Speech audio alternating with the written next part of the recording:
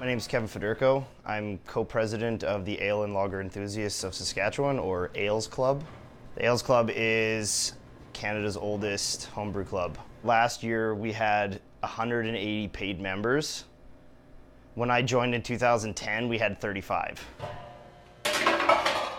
So when I joined the club, I was drinking like kokanees and pilsners and stuff like that, and now I can barely look at that stuff.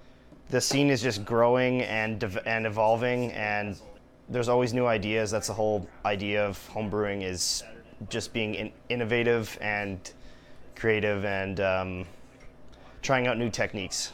Since when I started brewing, I was doing brew in a bag, which is just one pot, and you'd have like a cheesecloth bag. You'd crush all your grain, you put that bag in like a tea bag basically, and you do everything in the one pot with a propane burner. Now you look at this system now, this is like a Cadillac system. It's all electric. You can brew in your basement as long as you have proper ventilation to get rid of all the water vapor. We're all very creative, but we also want to know the science because we'd rather learn from someone else's mistake. We do of course we're going to make mistakes, but there is a well of knowledge on the internet.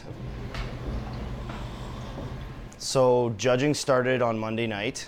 We judge homebrew, amateur-made beers Monday through Saturday, finishing off with the best in show.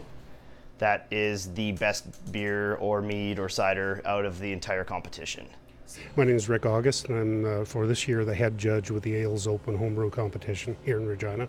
I've been homebrewing since the mid-90s and entering competitions as a homebrewer.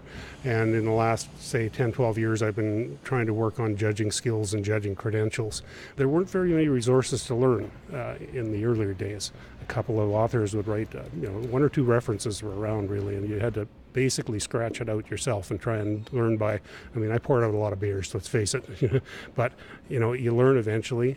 It's important for us to give the best possible feedback to brewers, so we've worked very hard on a system of qualifications and certifications that allows us to have some credibility judging people's beer and giving them feedback on how to improve it.